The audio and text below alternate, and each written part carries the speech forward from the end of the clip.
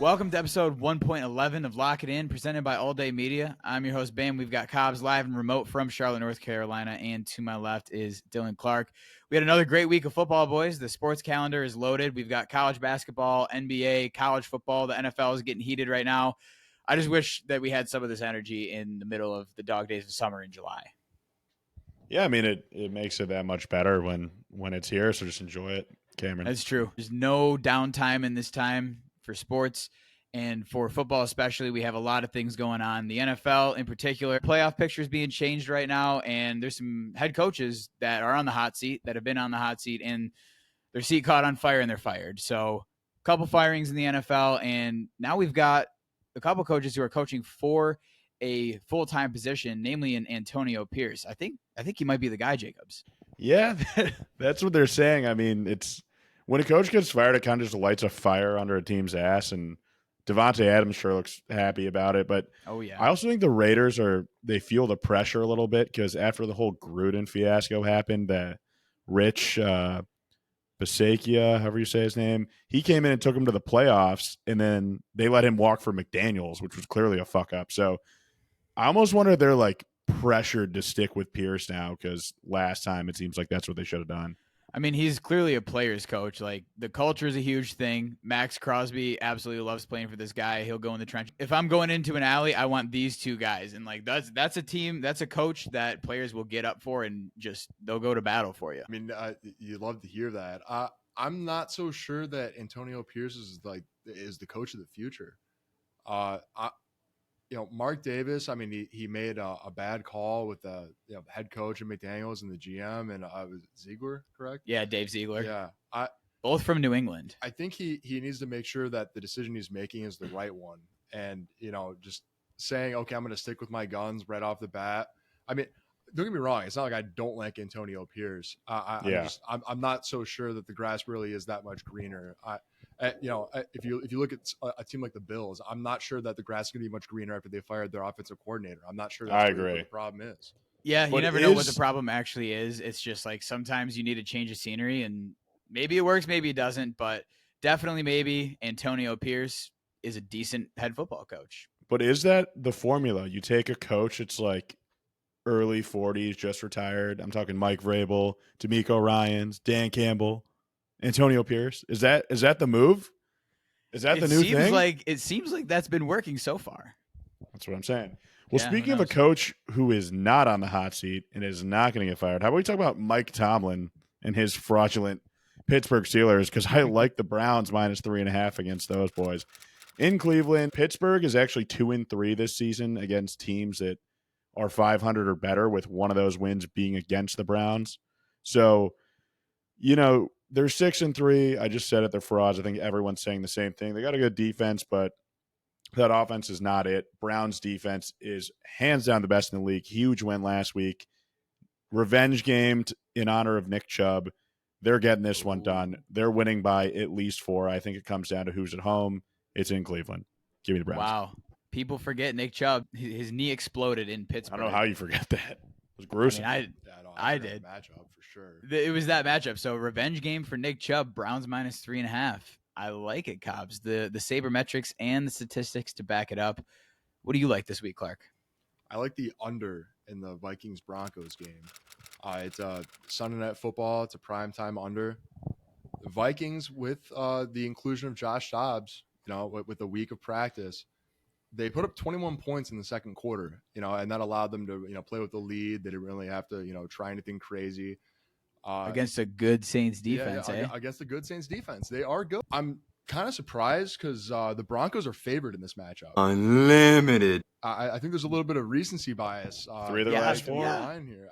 They won 3 of the last 4, and they have beat the Bills and the Chiefs in the last 2 games they played. And they're playing against Josh Dobbs. It's the definition of recency bias. I think Josh Dobbs looked pretty damn good on the Vikings. That's recency bias. It is. You're right. That is. Jesus Christ. I think the Vikings defense has shown that it's actually worth something. They're no pushover. Pat Surtain is just a monster for the Broncos. I think both these defenses will play well, and there's also just like the weird primetime sabermetric under. Yeah, those things have been smacking. I am gonna say, as a little side note, if Justin Jefferson plays this game, which speculation he might, I do like the Vikings spread more than the under. However, if he doesn't play, then I like this under a lot. 3 weeks ago, would you have believed me if I told you that the Broncos were favored on Sunday Night Football? If you had told me that 9 hours ago, I wouldn't have believed you. So yeah. But if you told me they were playing the Vikings, let alone the Josh Dobbs Vikings, I would have been like, I could see how that makes sense. Yeah. The Broncos have somehow pulled it out these last couple weeks. I mean, you're right. They beat the Chiefs and the Bills, Josh Allen and Pat Mahomes. We're taking the under, though. Clark likes the under because it's the prime time and because the Broncos defense is actually good. All right, I like it. I looked at this slate, and it was so many heavy favorites, but I'm going to have to go with it. I like the Commanders minus 9.5. The first sabermetric of this game that sticks out to me and everybody is that Tommy DeVito still lives at home.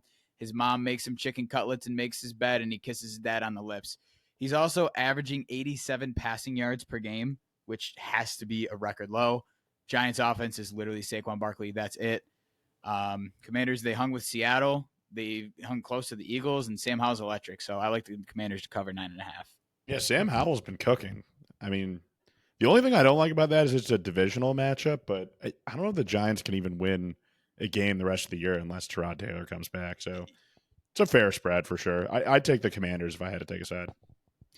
Yeah, you can't, 9.5 points is not enough for Tommy DeVito. Kayvon Thibodeau is also questionable, so if he doesn't play, that helps with the Sam Howell sack problem. Sam Howell's been getting sacked, I think, on pace for another NFL record. So if it's not Tyrod Taylor, I really like the Commanders minus 9.5. Yeah, I wouldn't feel comfortable having the Giants plus 9.5 whatsoever. It's high, but I mean, Sam Howell has been given the green light to just let it fly. He absolutely has been. Yeah, why not? Why not? Yeah. Commanders minus 9.5, under 43.5, and the Vikings at Broncos. Cobbs likes the Browns. What do you love, though, Cobbs? You know what I loved last week was that game over in Los Angeles. And that stadium, SoFi Stadium, just saw 79 points. So why don't we just go back there and take the over? You got Seahawks at the Rams. Stafford is back, coming off a bye. He's loaded with Cooper Kupp, Puka Nacua. I think they're going to score some points. I mean, if he's coming back, the thumb injury can't be that bad. He's had a few weeks to heal up. You know, the Seahawks offense, they've shown some flashes of being very explosive. We know about all the playmakers like K9, DK, JSN hasn't really been unlocked, etc. But they've scored over 30 points a couple times this year. The Rams defense isn't great. The Seahawks defense isn't great.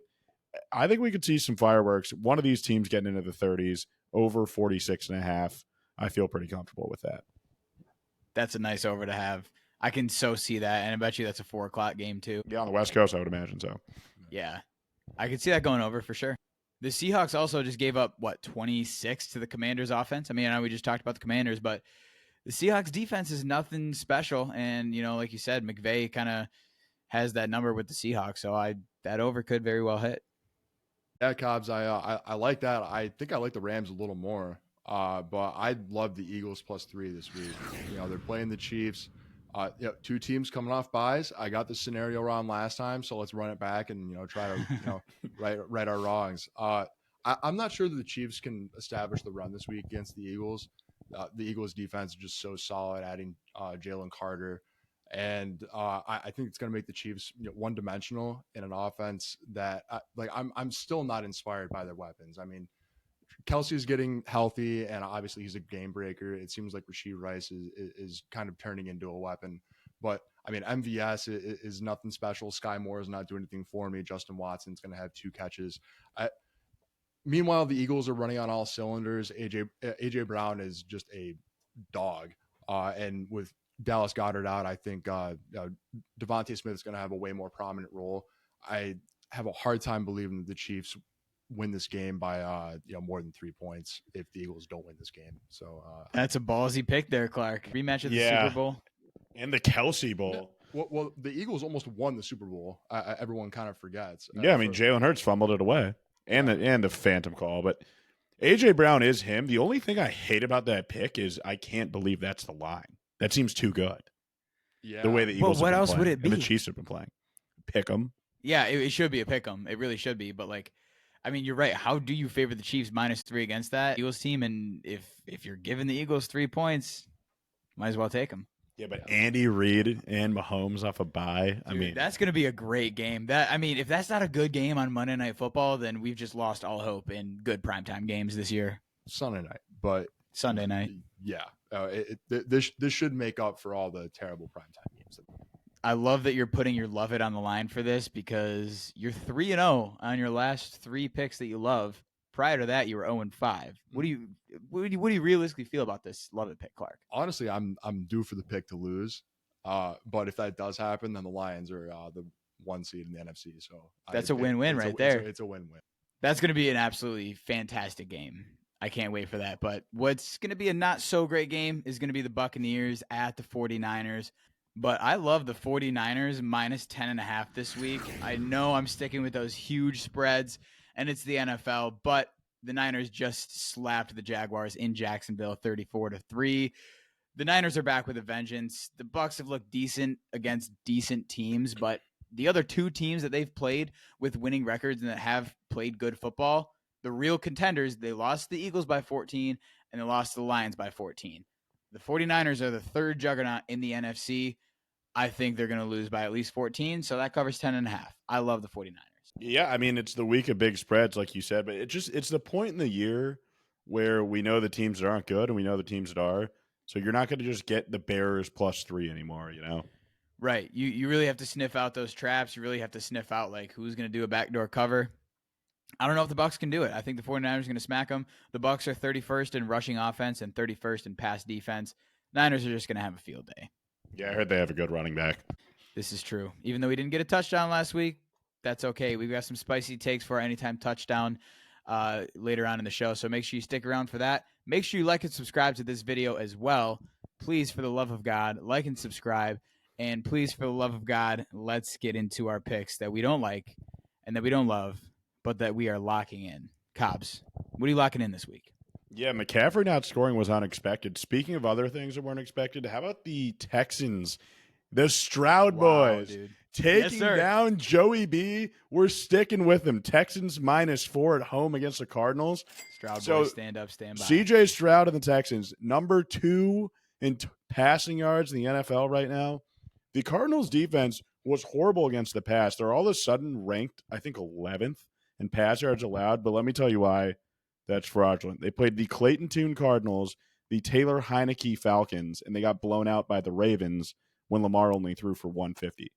The other 2 quarterbacks threw for less than 100 yards. So their passing defense still blows. They just have 3 weeks off. CJ Stroud's going to carve them up. Kyler's back, but there's going to be some growing pains still, no pun intended. Nice. It was nice to see him get a sloppy win against a sloppy Falcons team, but I think the Texans are just rolling. They're going to keep it rolling. Texans by a touchdown, -4 is not enough points. That's pretty crazy. I mean, you're right. The Texans did look incredible, and the fact that they beat the Bengals in Cincinnati is just awesome. CJ Stroud. Thank God that we've stood on our take of being a pro CJ Stroud podcast because that's worked out pretty well for us. Stick to your guns. It always works out. I'm locking in the under in the Jets-Bills game this week. Ooh. Yeah. The Bills look broken. You know, they fired their offensive coordinator. Like I said, I don't think it's going to fix anything. McDermott's on one of the hotter seats that I've seen. And honestly, that's one of the last coaches that I expected to see on the hot seat. That's a good point. At this point in the year, at least. Jets D still looks good. We already saw this matchup once, the first week of the year. But dude, they had Aaron Rodgers that game. Was there enough turnovers in that game? Yeah. Oh, it was a gross game. I'm not saying it's going to be fun to watch. That's why you take the under. Yeah, dude. it's good for the under. Wow. I mean, Zach Wilson got outdueled by Aiden O'Connell last week. Meanwhile, Josh Allen's just throwing balls left and right out of bounds. I mean, just not to anyone. I think these two teams, I mean, they're divisional rivals. They'll be familiar with each other. Both defenses are probably the best parts of, defense is probably the best part of the Bills team right now. I'm locking in this under. Yeah, if you take the Jets under, you're probably making a bunch of money this year. Yeah. It's probably been pretty profitable. I probably should have looked up. Yeah, they're almost all under 40 points too. Yeah. Right. Very low unders, but this is at least in the 40s, not in the high 30s. Yeah, you run the ball, you play defense, low scoring game. All right, so Clark's locking in the under in the Jets and Bills game. I'm locking in the Cowboys minus 10.5. We're going back to the well. We're going back to big teams covering big spreads. And we said it last week. The Cowboys just bully bad teams. They beat the Giants by 32. They weren't even trying in the fourth quarter. The Panthers, they just lost to the Tyson Bagent Bears. So they're not good. The Cowboys are good. I'm surprised this spread is not like 14.5 or something a lot higher. I am locking in the Cowboys minus 10.5. There's no way they don't just blow out the Panthers. I agree with that, but I'm actually glad you're not going to the Lions-Cowboys game in Dallas because you fucking love the Cowboys, dude. This is like the against fourth bad teams. time you've locked them in. No, I mean, I like it. I like it. You're like the Cowboys man, dude. So first of all, I don't love the Cowboys, okay? I'm locking in the Cowboys. Check yourself. Oh, sorry. That doesn't mean, like, again, I take the Cowboys when I know that they're going to win against a certain number. This is what we do. We do that on this show. I agree. I think this one's hitting. It was sharp last week, too. The Cowboys playing a bad team, they're going to cover. The Cowboys playing a good team, for example, the Lions, they're going to get blown out. But that's another conversation for another time, Jacobs. All right, so those are our picks for the week. We went 7-2 last week, and if you watched episode 1.10, you know that we guaranteed 7-2. Cobbs, what are we guaranteeing this week? I'm putting you on the spot right now. What's our record? I was going to address it. I know. My apologies for blowing the immaculate teaser. I had 100 on it, so I suffered with the viewers, but all 37 of them. I'm guaranteeing that I'm not going to be the one to bust it this week because no one's going to bust it this week, and we're starting with the Dolphins -6. It might be -6, -7. I don't know. The line's moving all over the place, but Dolphins are playing the Raiders at home. Mike McDaniel off a bye against our good friend Antonio Pierce. He's only coached 2 NFL games. The show's over, pal. It was fun. You're high energy. But Mike McDaniel is a fucking wizard. He's going to cook something up. This defense is not that good. All they can do is rush the passer. Well, Tua doesn't hold the ball for more than 2 seconds.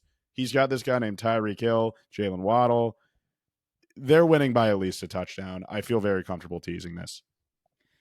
Yeah, the Dolphins are another team kind of like the Cowboys. They just beat up on bad teams. And, Jeff Saturday beat the Vikings in his first game again as an interim head coach.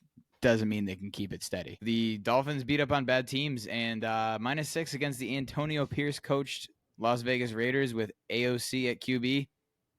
Hard to not cover 6 points. So nice contribution there. Clark, what will you be providing to the Immaculate Teaser? Yeah, we'll be providing the Chargers +3 to the Immaculate Teaser. The Chargers have lost 4 games by a field goal or less. That's to the Dolphins, Lions, Cowboys, and Titans. 3 of those are widely considered the contenders, the big boys of the league. The Chargers, despite losing Mike Williams, has still been productive. Keenan Allen has just continued to, be productive, be a monster. Oh, yeah. Austin Eckler is just continuing to feast. They really can't get anyone else involved, but they're still putting up points. And they're playing the Packers, and I don't like the Packers. The Packers aren't fun to watch. If the Packers produce offensively, it's like a mistake. Like something had to go wrong for them to be able to produce on offense. I like the Chargers to win this game. I'm teasing over the 0. I hate doing that, but I think it's so safe that you just roll with it. The Chargers, like I said, I've said this before. The Chargers, they may not win, but they do not get blown out, and they're favored by 3 in Lambeau. You give them an extra 3 points. Sounds pretty immaculate to me. Yeah, I'd be shocked if they don't win outright. Their backs are absolutely to the wall. I mean, Staley could be fired on the spot if they lose this game, to be honest. They're not a bad team. Far from win this game. Far from a bad team. We'll have to see. But so far, it's the Dolphins -6, and it's the Chargers +3. To bring home the immaculate teaser, I am going with the Lions -3.5 against the Bears. It's in Ford Field. And again, this is a hopefully Tyson Bagent team, but the Lions are 7-2 against the spread this season so far. They cover spreads, and this is just a good team. It's electric. Clark and I went to the game on Monday night, and Ford Field is just a raucous environment. Is raucous a word? Yeah, it is. Yeah. Ford Field is a raucous environment. It's different. It is different. It's kind of weird to see. I mean, it's great to see, But yeah, you can hear it through the TV. Ford Field is really like that, and yeah, I mean the Bears are just bad. I mean they barely hung on to the Panthers on Thursday Night Football, and again, Lions to cover 3.5 in this one. Dan Campbell, he'll have the boys ready, and that teaser, if I do say so myself, is immaculate. The Bears are bad, and they want to lose. So yeah, this is true. That teaser is pretty immaculate, and that teaser is brought to you by All Day Media. Once again, please like and subscribe. And if you have anything that you want to suggest or comment or whatever you have for us, let us know. We're open to it. Follow us on Instagram at alldaymedia_. Let's wrap up the show, boys. Let's get propolicious here. We went cold last week, 0-3 on the anytime touchdown scores, but who knows what's going on anyways in scoring touchdowns. I mean, we thought Tony Pollard would have 3. He had 0. We're due for a bounce back, though, Cobbs. Who do you have this week? Yeah, so I'm going to stick with the game we were just talking about. David Montgomery, revenge game. As you just mentioned. I love that. It's probably going to be some sort of blowout. Dan Campbell said it when he got there.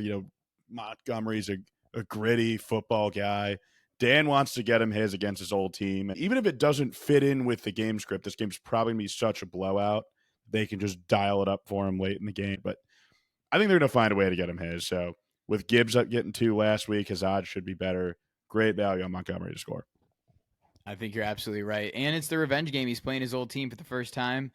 Yeah, no, I like that a lot, actually. Kind of jealous. I wish I took that one. I will be taking that one on Sunday. But, Clark, who do you have this week to score a touchdown?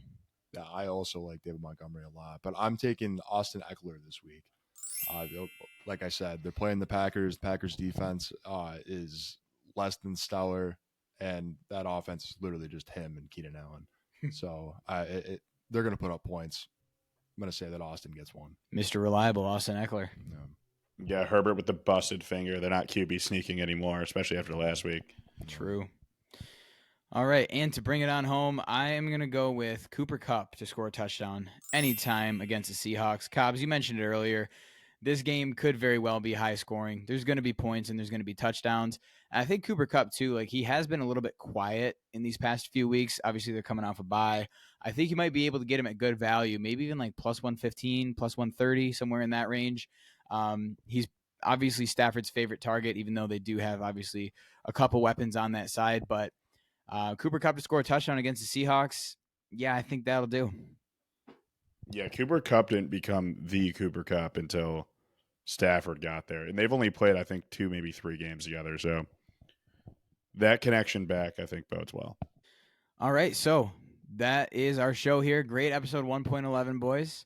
Thanks for tuning in to episode 1.11 of Lock It In, presented by All Day Media. Check us out on Instagram and TikTok, and make sure you subscribe on the YouTube. Catch us next Friday for episode 1.12. But with you and me, God, man, it feels so intense. I already seen that movie, but I will go again with you. I got a few I've been tending to, but tonight I forgot all about them.